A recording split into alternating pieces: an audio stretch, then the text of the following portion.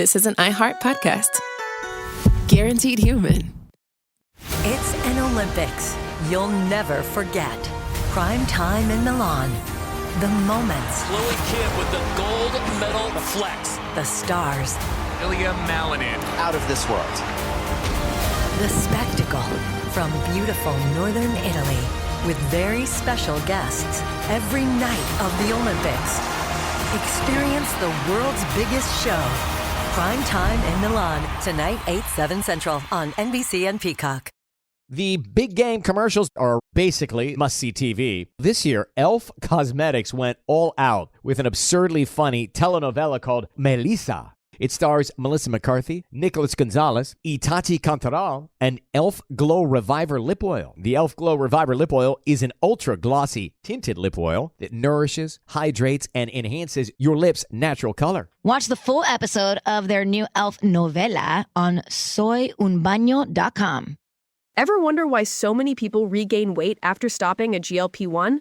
Up to 40% of the weight lost can come from lean muscle. This weakens the body, slows metabolism, and makes it easier to put the pounds back on, creating a cycle of dependency. Prolon's 5-day fasting-mimicking diet offers a drug-free way to maintain results and support long-term metabolic health. In just 5 days, it activates fasting pathways to burn fat, protect muscle, and rejuvenate cells, all while letting you enjoy real food. Get 15% off plus a $40 bonus gift when you subscribe at prolonlife.com/iHeart.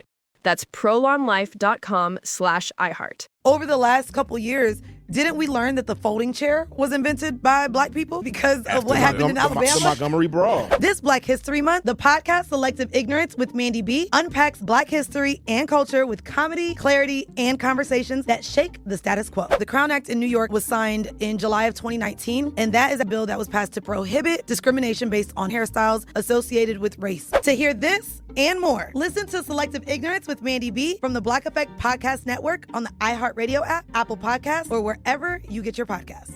The Middle is supported by Journalism Funding Partners, a nonprofit organization striving to increase the sustainability of local journalism by building connections between donors and news organizations. More information on how you can support The Middle at listentothemiddle.com.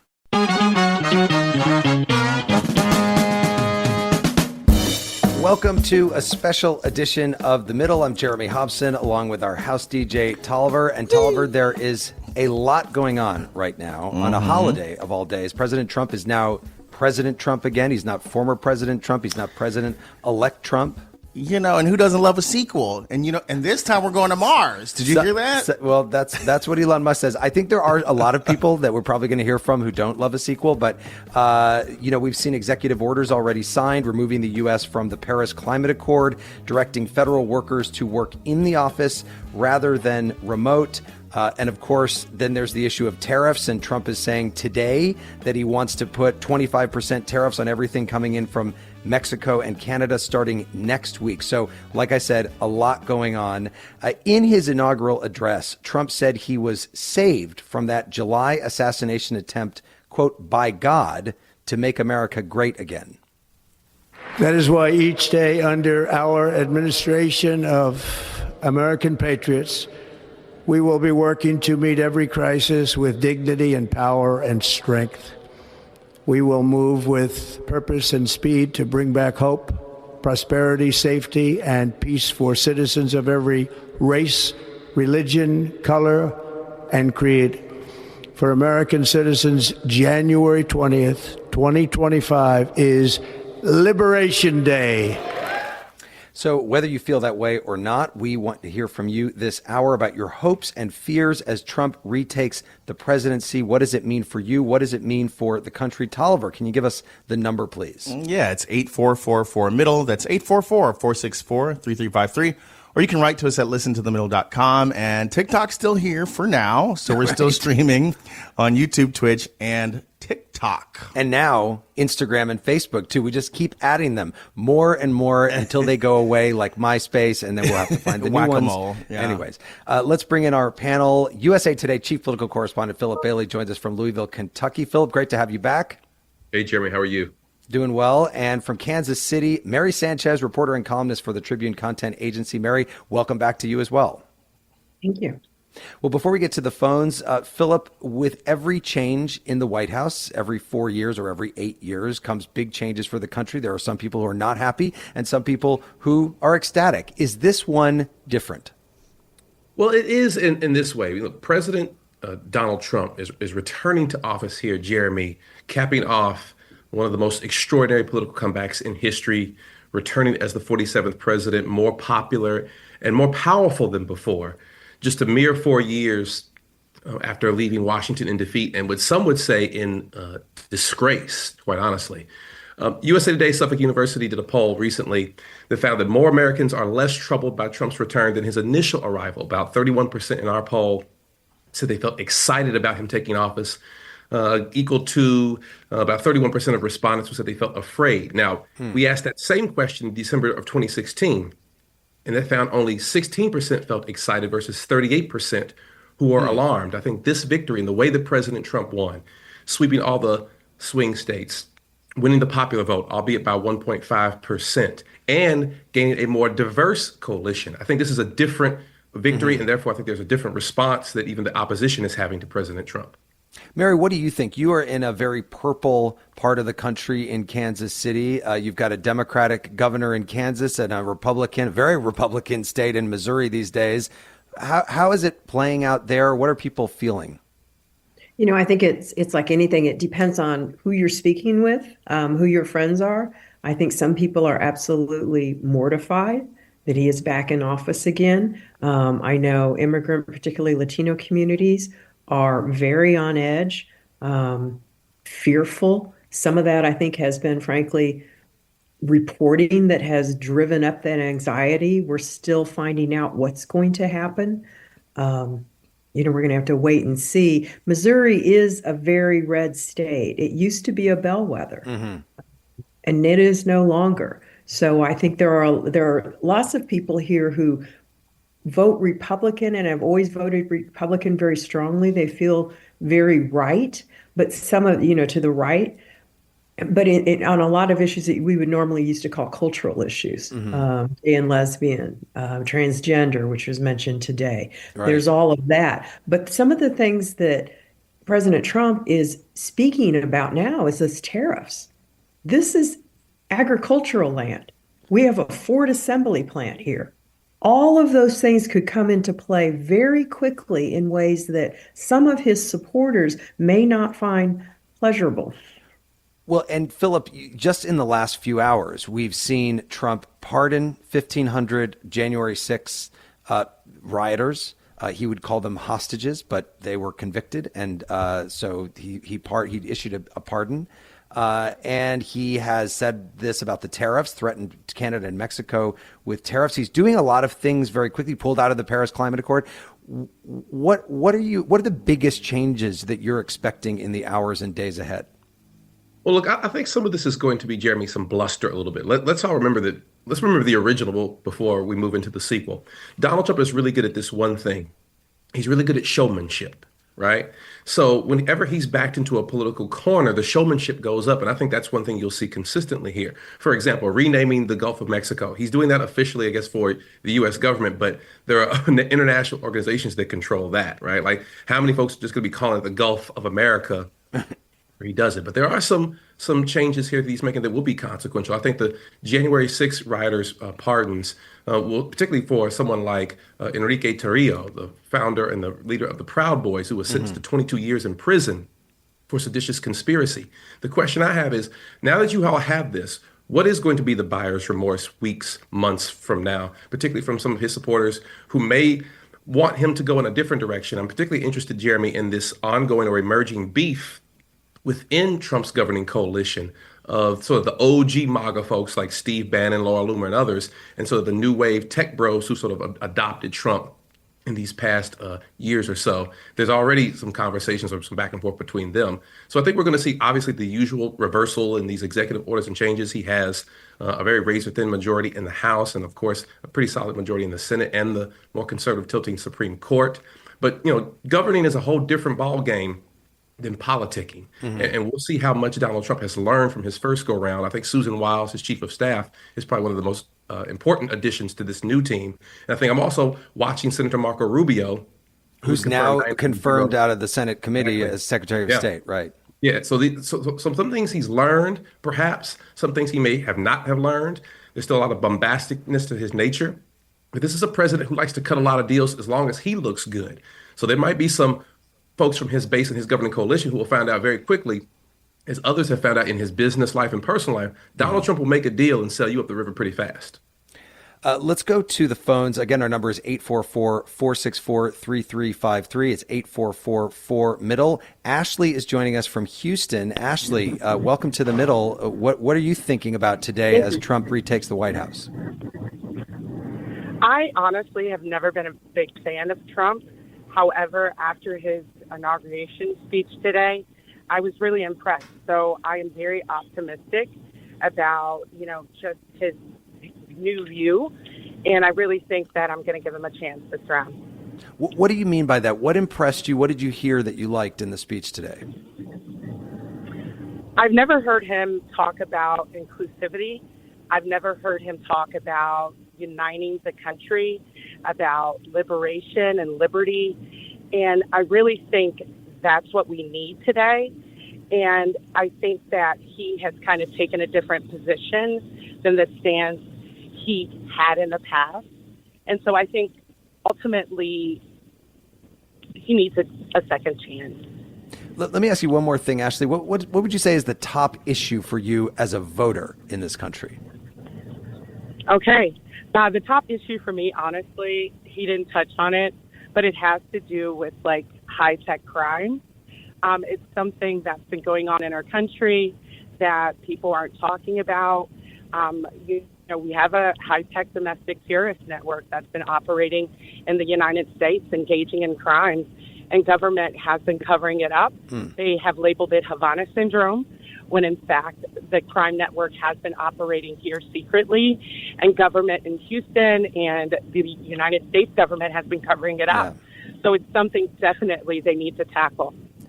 You're the first person I've ever asked that question to who has given me that answer. But Ashley, thank you very much for calling. I appreciate it. And Mary Sanchez, this is the thing. It's like 5 people could listen to a Trump speech and hear 5 different things. But Ashley heard unity there today. Absolutely. And I think probably the portion that she's speaking to was when he was reading remarks. And that was a much more toned down Trump. There were certain messages that were there, but he was reading from the teleprompter. Later, he kind of deviated and became more of what some people would call more of the problematic Donald Trump. There were also, though, things that he said even in that first speech that for those of us who have worked around communities of color, my father is an immigrant from Mexico City, it's kind of red flag verbiage. He was talking about a country being colorblind. No one is colorblind. That's like one of these crazy myths that people don't notice color, that we don't notice differences. Of course we do. It's human nature. So that's just kind of one of those verbal cues. And here we are on Martin Luther King Jr.'s day. And to hear that, is a little disturbing. Yeah. Again, our number 844-464-3353. Tolliver, there were some pretty big names on the Democratic side who did not attend the inauguration, including Nancy Pelosi and Michelle Obama. Yeah, but many Democrats did. Here's Minnesota Senator Amy Klobuchar, my former senator, speaking with Trump sitting right behind her. Our theme this year is our enduring democracy. The presence of so many presidents and vice presidents here today is truly a testament to that endurance. This ceremony marks what will soon be 250 years of our democracy. It is the moment when leaders, elevated by the will of the people, promise to be faithful to our Constitution, to cherish and defend it. Not sure if she was needling Trump when she noted the presence of former presidents, because, of course, Trump didn't go to Biden's inauguration 4 years ago. Yeah, she was. She was reading him, as they say. More of your calls are coming right up on The Middle. It's an Olympics you'll never forget. Prime time in Milan. The moments. Chloe Kim with the gold medal flex. The stars. Ilya Malinin. Out of this world. The spectacle from beautiful northern Italy. with very special guests every night of the Olympics. Experience the world's biggest show. Prime time in Milan, tonight 8/7 Central on NBC and Peacock. Welcome to the A Building. I'm Hans Charles. I'm Menelik Lumumba. It's 1969. Malcolm X and Martin Luther King Jr. had both been assassinated, and Black America was at a breaking point. Rioting and protests broke out on an unprecedented scale. In Atlanta, Georgia, at Martin's alma mater, Morehouse College, the students had their own protest. It featured two prominent figures in Black history, Martin Luther King Sr. and a young student, Samuel L. Jackson. To be in what we really thought was a revolution. I mean, people were dying. 1968, the murder of Dr. King, which traumatized everyone. The FBI had a role in the murder of a Black Panther leader in Chicago. This story is about protest. It echoes in today's world far more than it should, and it will blow your mind. Listen to the A Building on the iHeartRadio app, Apple Podcasts, or wherever you get your podcasts. This is Ryder Strong, and I have a new podcast called The Red Weather. It was many and many a year ago in a kingdom by the sea. In 1995, my neighbor, Anna Trainer, disappeared from a commune. It was hard to wrap your head around. It was nature and trees and praying and drugs. So no, I am not your guru. And back then, I lied to my parents, I lied to police, I lied to everybody. There were years, Ryder, where I could not say your name. I've decided to go back to my hometown in Northern California, interview my friends, family, talk to police, journalists, whomever I can, to try to find out what actually happened. Isn't it a little bit weird that they obsess over hippies in the woods and not the obvious boyfriend? They have had this case for 30 years. I'll teach you sons of to come around here and my wife. Boom, boom. This is The Red Weather. Listen to The Red Weather on the iHeartRadio app, Apple Podcasts, or wherever you get your podcasts. 14 years in prison for killing a young woman. A 15-year sentence for a crash that caused 3 deaths. 12 and a half years for killing a child and critically injuring her mother. All true stories, all caused by marijuana-impaired drivers. No matter what you tell yourself, if you feel different, you drive different. So, if you're high, just don't drive. Brought to you by NHTSA and the Ad Council.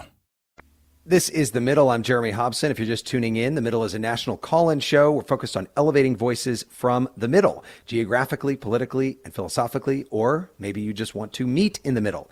This hour, we want to hear your thoughts as a new Trump era begins in America. Tolliver, what is the number of people to call in?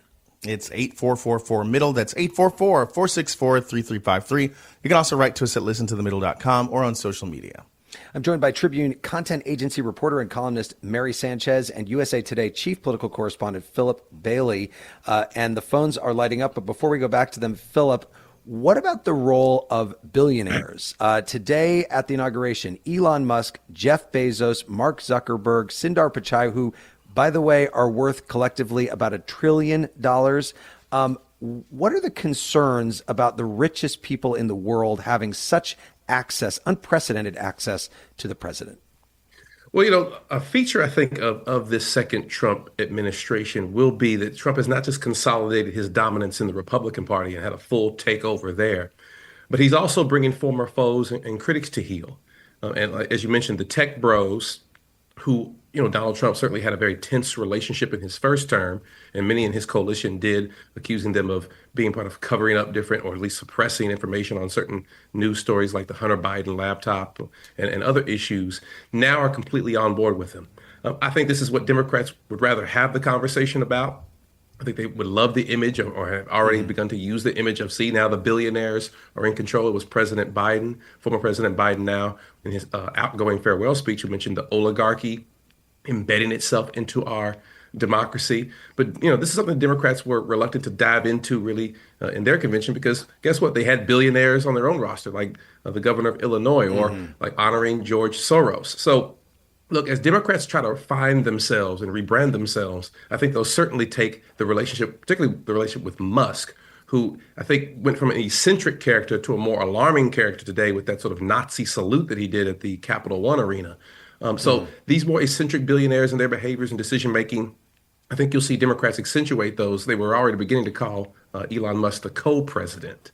Well, and Mary, the interesting thing here is that, Trump is surrounding himself with these billionaires, and yet so much of his message has been about helping the little guy when it comes to either bringing down prices or bringing jobs back and things like that. I think that's the danger of this. It almost goes twofold. I mean, if you study class in America, we tend to have these huge myths about Horatio Alger myths, but most people don't leave the class level that they were born into. And people now who are really struggling know that inherently, even as much as they aspire and work really hard. So there's some danger there if he gets crosswise with people who are really struggling at the same time when he looks like he's being buddy-buddy with people who are extremely wealthy at levels that the average person cannot even fathom. There's some real danger of a disconnect there with these people who actually did vote for it. Let's get back to the phones, and Jonathan is in Kansas City. Jonathan, welcome to The Middle. Go ahead. Hi. I'm in Kansas City, Kansas, actually, just to make that clear to the people at home. Okay. My feelings in the election are honestly shame. Like, I'm 22. I voted in 2016 against Trump. I had very strong feelings then that have not been tamped down at all. In 2016, we kind of, we didn't know what we were dealing with, to borrow a phrase. We kind of, he was a new up-and-coming, it wasn't a career politician, but after seeing his absolute mismanagement of the pandemic, among other issues, his transactional relationship with autocrats and whatever, we rightfully elected someone else, and then we did it again. And he still doesn't understand tariffs is the scariest part, too, because he says, I'm going to fix the economy. These other countries are paying the tariffs. That's not how tariffs work, and that concerns me. Is that the biggest concern for you right now, Jonathan? Of all the things that he is going to do as he gets going as president again, is the tariffs are number one for you, would you say? I wouldn't say that. It's more of climate change is a huge thing because, he pulled us out of the Paris Climate Accords, and that really is problematic. The tariffs, that's more of an argument of he doesn't understand what he's doing. But the fact that he's pulling out of the Paris Climate Accords, these very important, for my future and my children's future, if I ever have children, that's the biggest important part. And that's what's concerning for me is he doesn't understand the complexity of these issues. And I don't know, it's just, I'm ashamed and concerned for the future. Jonathan, thank you. And thank you for telling us it's Kansas City, Kansas, not Kansas City, Missouri, for you. Thank you. I appreciate it. Phillip Bailey, a couple of things there, but let's talk about the climate aspect, because he pulled out of the Paris Climate Accord. He got rid of mandates involving electric cars today. He's saying drill, baby, drill. And yet he's working with Elon Musk so much, who definitely does believe in climate change. And is the electric car man with Tesla. So what do you think about that and what he's doing with climate change? I think we all are going to have to learn to adapt to President Trump. I think if we're looking for consistency in the things that President Trump says or he does, there isn't a governing philosophy like Reaganism or Clintonian triangulation, or even when President Obama was in office, right? There's no sort of guiding principle to President Trump's philosophy other than Donald Trump and how he feels in the moment, and who makes him feel good about the situation, and whatever deal he makes, whoever he's talking to at that moment. So he'll say things like, we're going to get rid of these electric cars. And then he's working with someone who's in great amount of their business model is based on electric cars, right? Like these contradictions that I think we in the press and his opposition have tried to call people's attention to, the American public has largely said, we don't care. We just want to see some results. And I point this out, Jeremy, because when I was talking to different Democrats and left-leaning organizations, including Our Revolution, the largest grassroots political progressive action group in the country, they shared some internal tracking polling with me with their membership. And they found, Jeremy, that 63% of their membership want to, quote, support initiatives of common ground with the Department of Government Efficiency, right? On things like cutting wasteful spending in the Pentagon versus 37% who say they should always oppose Trump no matter what. So those diehard Democrats who can't stand Trump from 2016, they are completely startled at this country's decision. But there is a portion, I think, of Democrats and others who are like, he's president again, let's make a deal. And they're not really looking for consistency. They know who Donald Trump is. He's been in our politics now for about 10 years. They know he's full of contradictions. They know he says these rather wild, ridiculous things. But whoever gets access to him and in the room with him, they can make a deal with him, they'll certainly take advantage. Right. People can have influence, certainly, with Donald Trump. Let's go to Abraham, who's in Chicago. Abraham, what do you think as we enter a new era of Trump in America? Yeah, how's it going? Actually pretty excited about the economy. As a Palestinian American and as my truck driver that does domestic intermodal loads, that come straight from 20 to 40-foot containers. Excited about the economy and excited on the new foreign policy that he's going to approach this upcoming year. The new foreign policy meaning what? What are you excited about when it comes to foreign policy? Foreign policy, we all know with the 2020 Abraham Accords that occurred, from the events that this past 4 years, there wasn't any really movement going on with that. With Gaza and Israel, with Syria, with Bashar, with Hezbollah getting pushed to the north. It's going to be very interesting to see the approach with the new Secretary of State as well, with Marco Rubio, and how they're going to deal with Netanyahu's government and to bring the broader peace to the region. Because he did say today that he's a peacemaker. So let's see what he's talking about. Let me ask you one more thing, Abraham. When you talk about the economy, are you excited about the idea of tariffs? Yes, I am excited. I think it's going to persuade other countries to want to do business with the U.S., and it's going to improve the domestic supply of goods coming out of the country, going to different countries. So I think it is going to be better, in my opinion. Okay. Abraham, thank you very much for that. Mary Sanchez, on the issue of peace there, and there are a lot of people who believe this, just Trump coming in means there's going to be a different foreign policy, and maybe some of these conflicts that have been going on for a very long time. I mean, we just saw the ceasefire, which was worked out with, I guess, people from both the Biden administration and now the Trump administration, but the ceasefire in the Middle East, maybe there'll be some movement on the war in Ukraine, et cetera, et cetera. I think we're all holding our breath on that. Certainly everyone wanted to see, well, I should say everyone, many people were very happy to see hostages released and to see people be able to walk out after October 7th. At the same time, I mean, I covered a lot of the turmoil on universities, particularly younger people are really watching the Middle East. And we've already heard some fears of, they want peace. They want a peaceful country. No one is wanting us to enter into a war, but yet young people in particular are very, very focused and conscious on things going on around the globe. And they will be looking for the president and this new administration to really play a strong role in keeping peace. And sometimes that peace through force and everything, who Trump allows in his circle, I don't know that they're going to always feel positive about where he's going with that. Let's go to Bianca, who is in Aurora, Colorado. Bianca, what do you think about Trump's new term in the White House?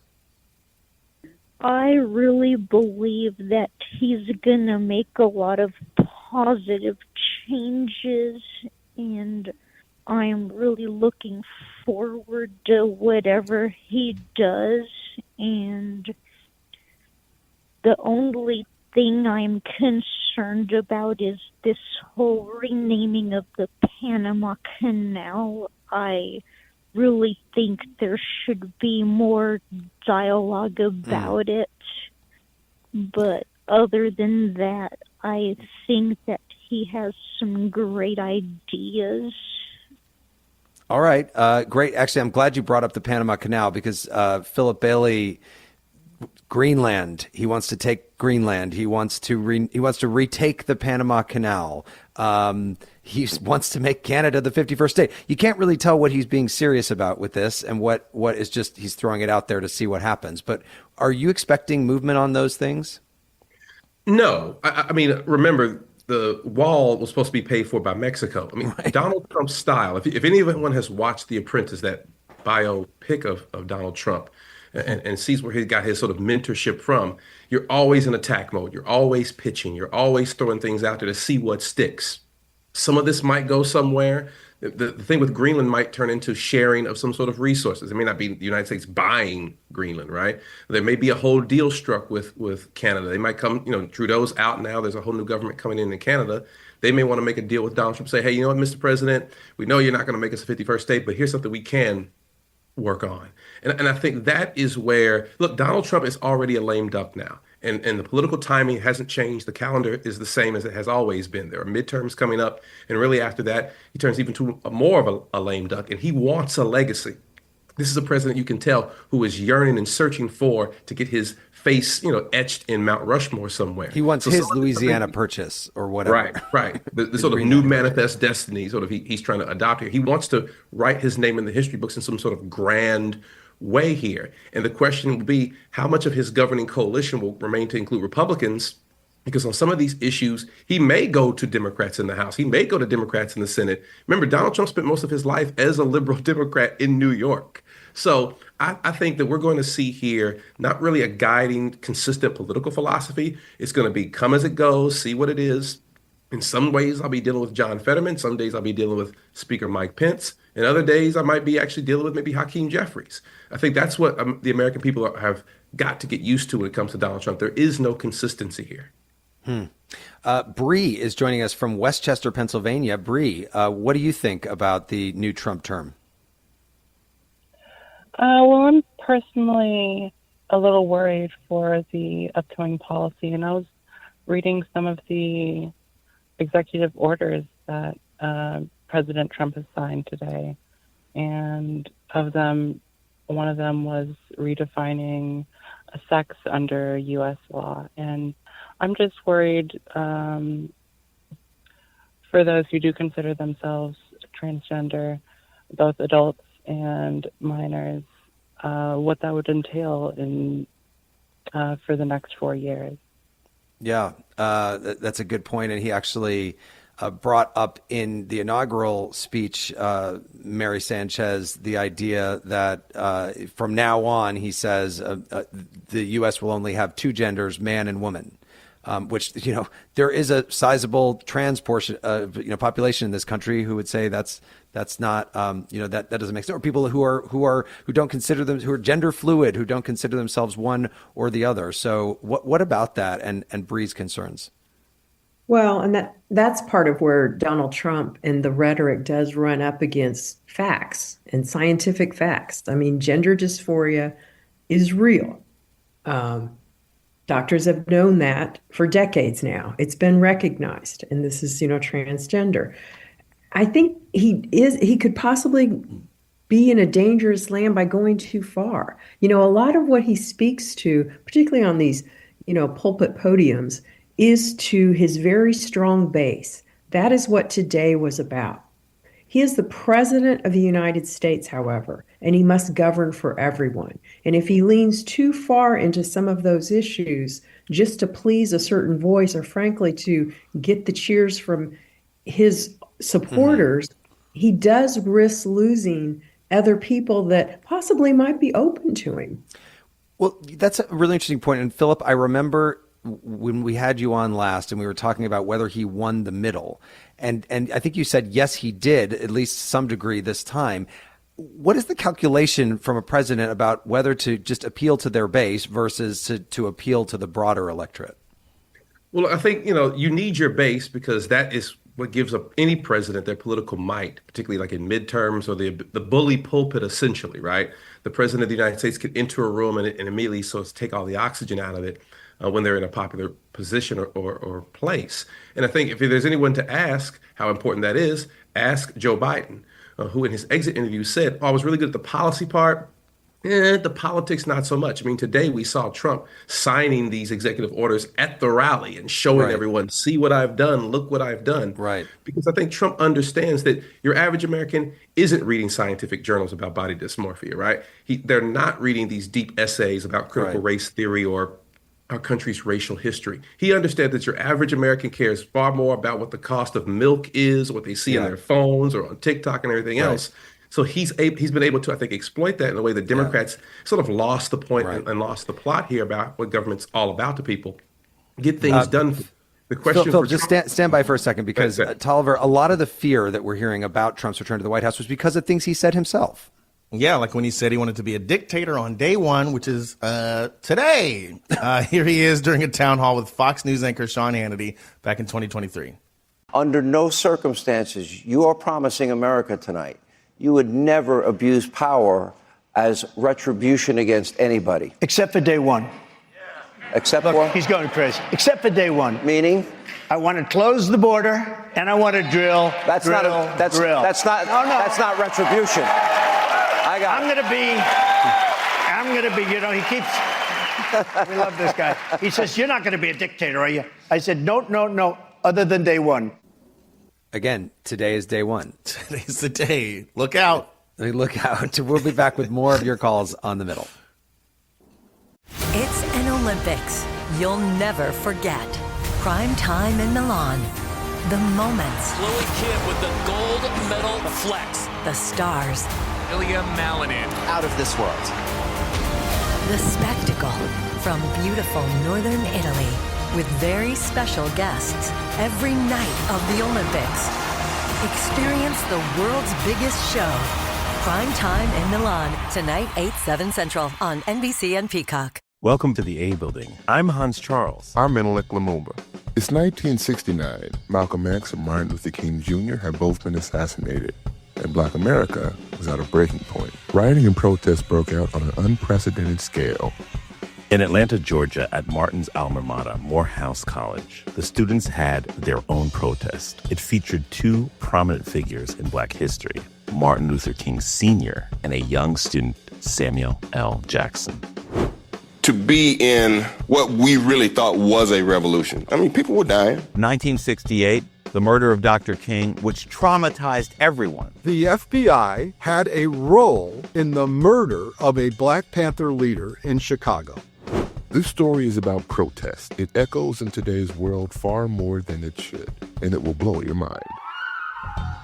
Listen to the A Building on the iHeartRadio app, Apple Podcasts, or wherever you get your podcasts. This is Ryder Strong, and I have a new podcast called The Red Weather.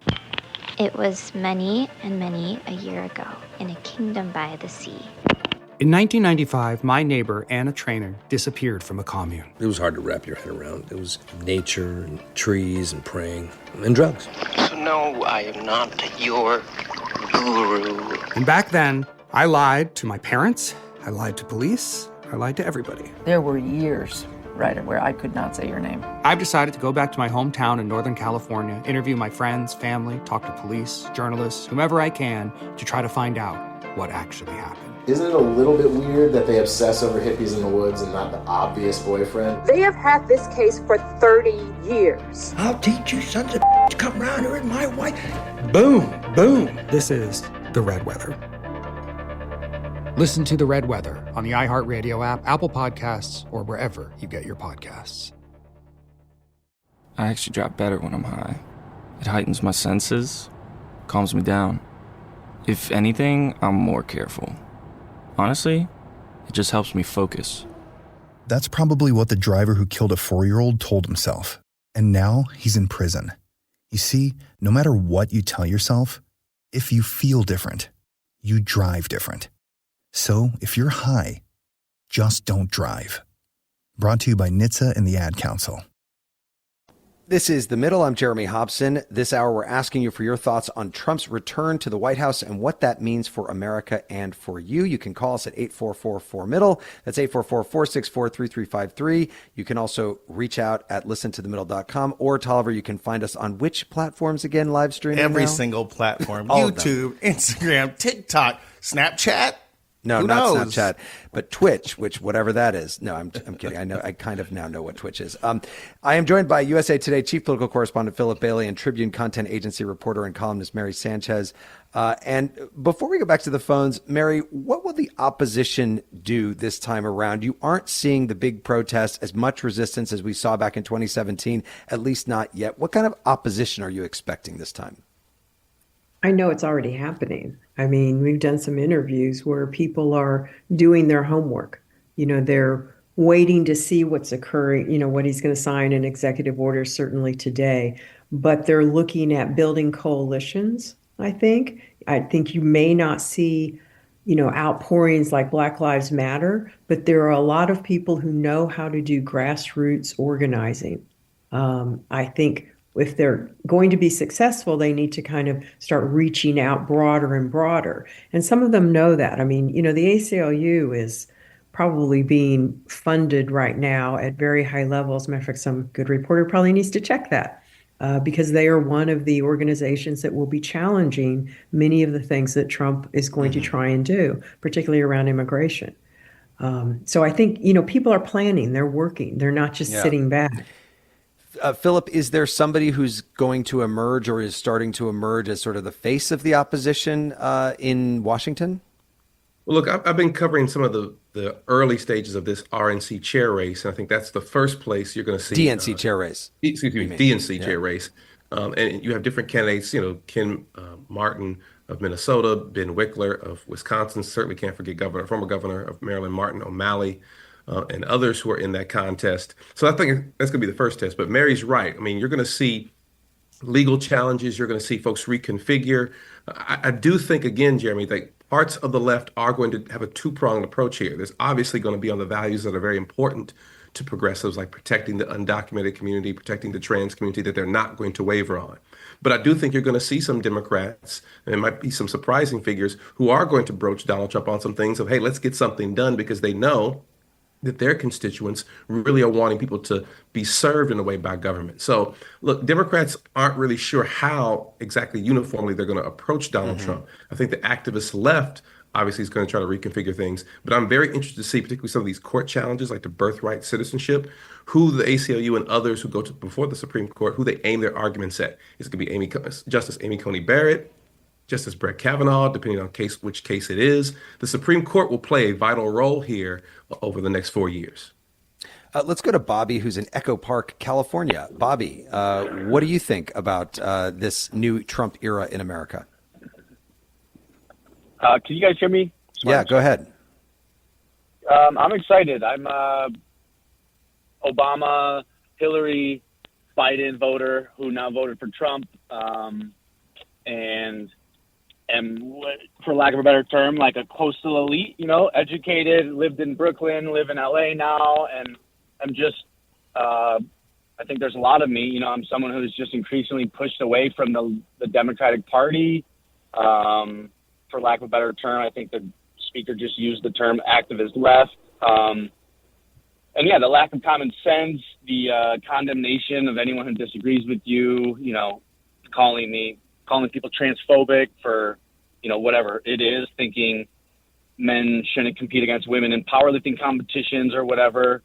I'm excited and cautiously hopeful that it might lead the Democrats to maybe look in the mirror. I haven't seen it yet. I'm not seeing it. So I'm, like I said, cautiously optimistic. It seems like they're just going to double down on labeling everyone, who disagrees or who defected as capital B bad. So, but yeah, I'm excited. It seems like Trump, as wild as he is, and it just seems like a return to common sense, as wild as that is to say, and as unlikely as I would have thought it would be for me to say that in 2016, for example, when he first got elected. Yeah. Bobby, thanks. Great to have you on the show. And Mary, Biden, Obama, Hillary, Trump voter. Interesting. Yeah, that's I actually wrote that down as he was speaking, because that is interesting. And you would have to spend more time with someone to really kind of unthread that and figure out what exactly was going on within his life at those different portions that he went that way. I think a lot of people do vote just for change, and Trump was a change from Biden.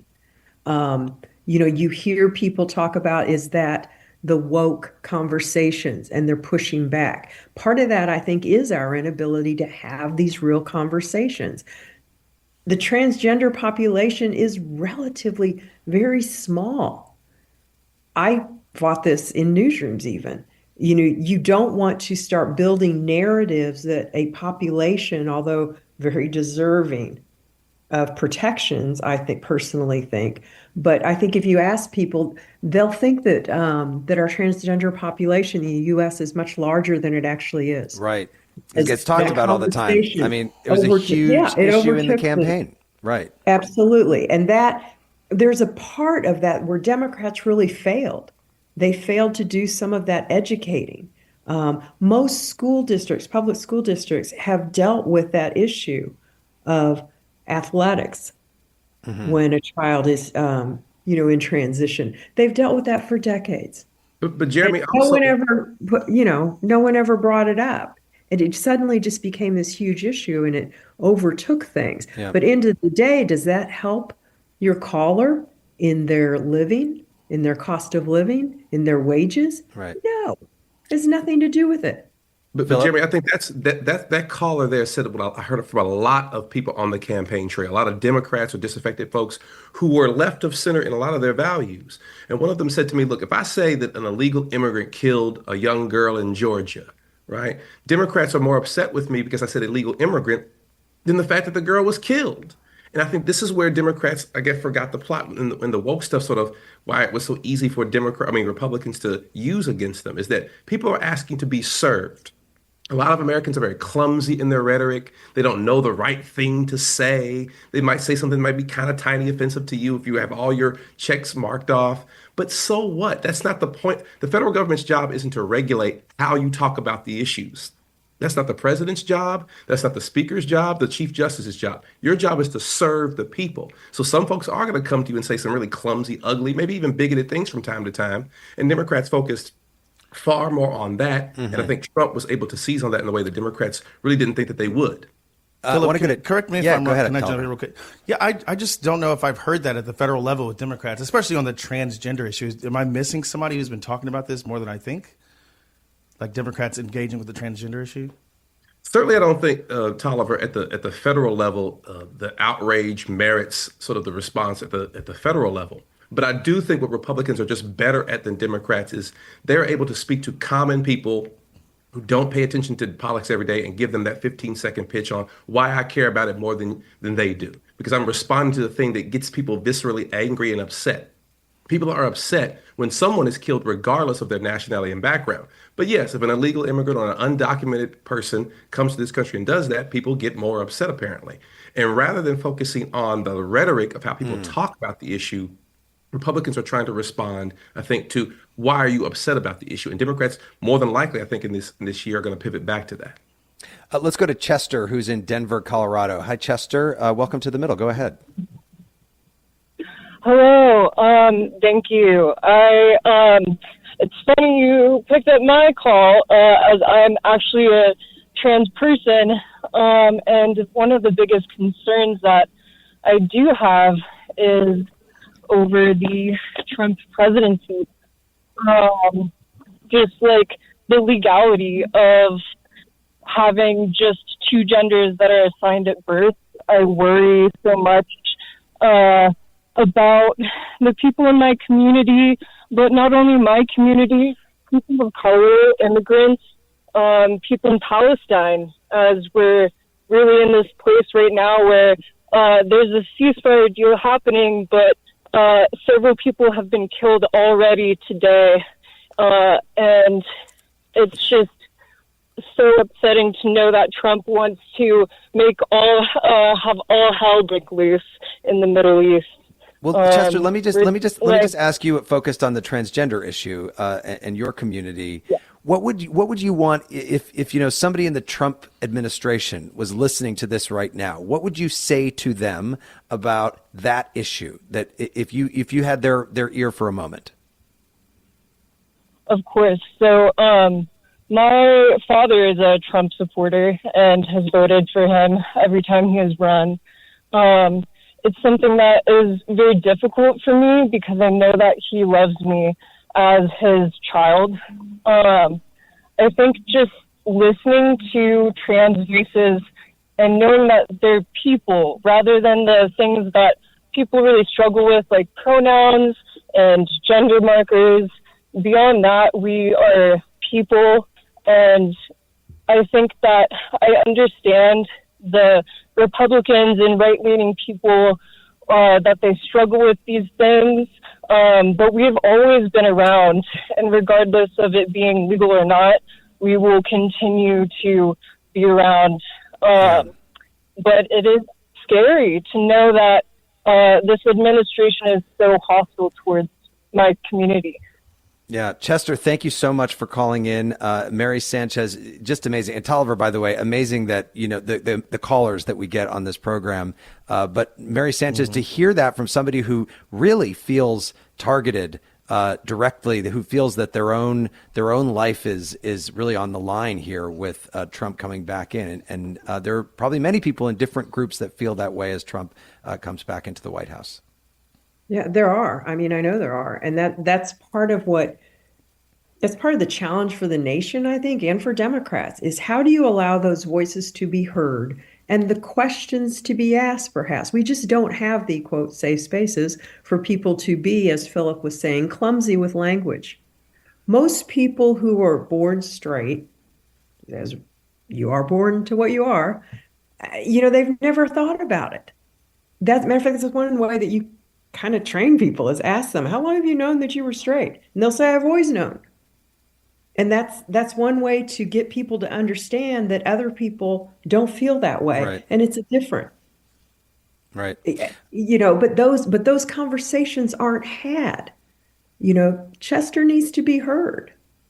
And maybe in a place where questions can be asked so people can learn. So that it peels away that fear. And frankly, it peels away at what Trump is very good at and that is very dangerous. And that's dehumanizing people, calling people labels and names, because you never know when maybe it's a big donor, a big GOP donor, and then their child is who you're speaking of. Right. Let's go to the phones again. And Chris is in Dallas, Texas. Chris, welcome to The Middle. Go ahead with your thoughts. Hey, yeah. I just wanted to call in and talk about, the new energy prospects that they're bringing in and some of the new possibilities coming up, and looking forward to bridge the gap. And then on the topic that you're just talking of, I worry that, they talked about those safe spaces, that there really are a lot of places that people have been so conflicted, and there's been so much, angst on all sides that I fear that maybe now that we've gotten past this point, we can find the middle, find the point of people being able to talk and just having the adult conversations about what needs to be done moving forward. Yeah. What about the issue of energy excites you, by the way, when it comes to Trump? Mm-hmm.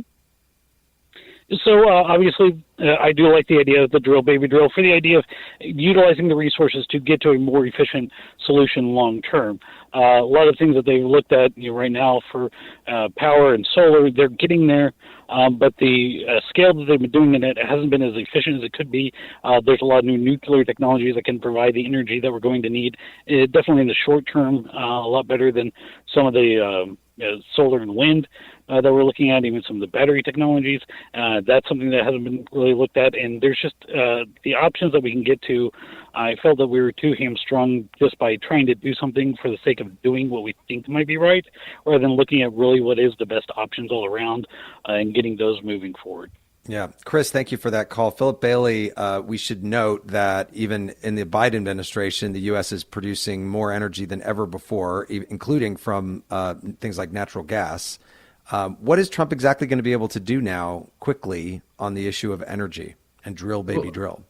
Well, look, if there's any issue that requires long-term thinking and investment, I think it's the energy issue. And Doug Burgum, the former governor of North Dakota, who is now in the administration, is I think one of the smartest men I've encountered when it comes to talking about this issue. But again, it goes back to like what you said.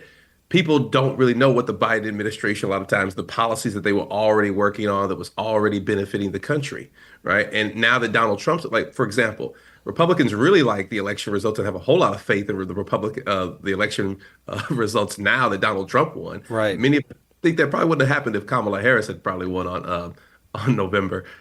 I know I had all kinds of gas mask and gear prepared for a different election night.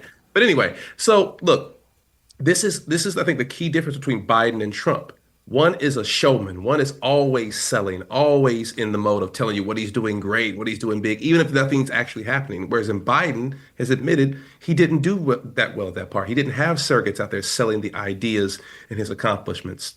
So look, when I think whether it comes to energy or the trans issue, the question for people when engaging Donald Trump is, what can I get out of this, right? For the folks who don't want to deal with him at all because they've written him off as a bigot or whatever else, I understand they're never going to deal with him. But for those who are going to engage with this president, what I'm looking for is, where does Donald Trump want his legacy to be at? Which constituencies is he willing to lean into and really be favorable with? How's he going to referee this emerging fight between Elon Musk and Steve Bannon? Which side is he going to pick? He's known to do that from time to time, folks. Pick one side 1 minute and be on the other side the next. So I think, again, here, when it comes to energy, I think that's a very dense subject and conversation that's really going to be negotiated in Congress. But I don't think you're going to see gas prices go to $1.10 anytime soon. Mm-hmm. And Mary Sanchez, I'll just give you the last word. We just have about 30 seconds here. But one of the first things we're going to be talking about in the next few days, including on our show this week, is immigration, the deportations that will begin soon. What are your thoughts as we get ready to start focusing on that? I think that's where you're going to really start seeing the courts play in. A lot of what he's talking about, the 14th Amendment, the birthright citizenship, that's already gone through the courts all the way up and through the U.S. Supreme Court. There's just a logistical issue that it would be very hard to really do what he claims he's going to do. Mm-hmm. I think a lot of people don't understand immigration, though. We deport people every single day. I mean, deport, it's really removals. We don't deport. But the average person doesn't know that. I think he may claim victory, claim something that people just don't know happens all the time anyway. Right. That is Mary Sanchez, who is a Tribune content agency reporter and columnist. And we've also been speaking with USA Today chief political correspondent Phillip Bailey. Thanks so much to both of you, and we'd love to have you back soon. See you soon, Jeremy. Thank you. And later this week, as I said, we'll be live from the studios of WNIN in Evansville, Indiana, to discuss one of the biggest promises of Trump's, which would be the deportations. We're going to be joined by Gorinda Carr, who's the CEO of the Immigrant Welcome Center in Indianapolis, and the new Republican lieutenant governor there, Micah Beckwith. As always, you can call in at 8444-MIDDLE. That's 844-464-3353.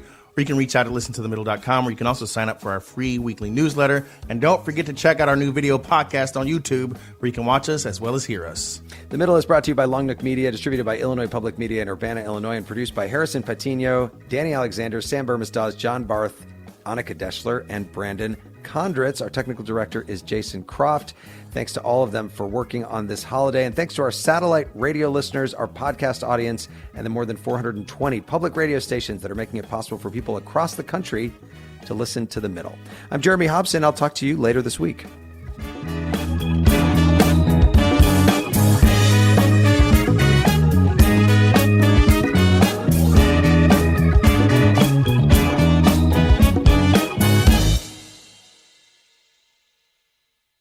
Over the last couple years, didn't we learn that the folding chair was invented by Black people because of what happened in Alabama? The Montgomery Brawl. This Black History Month, the podcast Selective Ignorance with Mandy B unpacks Black history and culture with comedy, clarity, and conversations that shake the status quo. The Crown Act in New York was signed in July of 2019, and that is a bill that was passed to prohibit discrimination based on hairstyles associated with race. To hear this and more, listen to Selective Ignorance with Mandy B from the Black Effect Podcast Network on the iHeartRadio app, Apple Podcasts, or wherever you get your podcasts.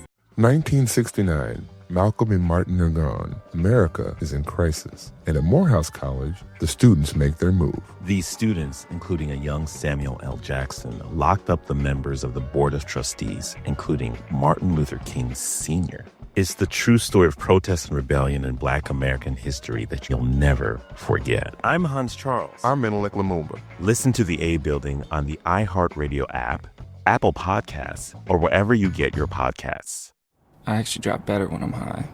It heightens my senses, calms me down.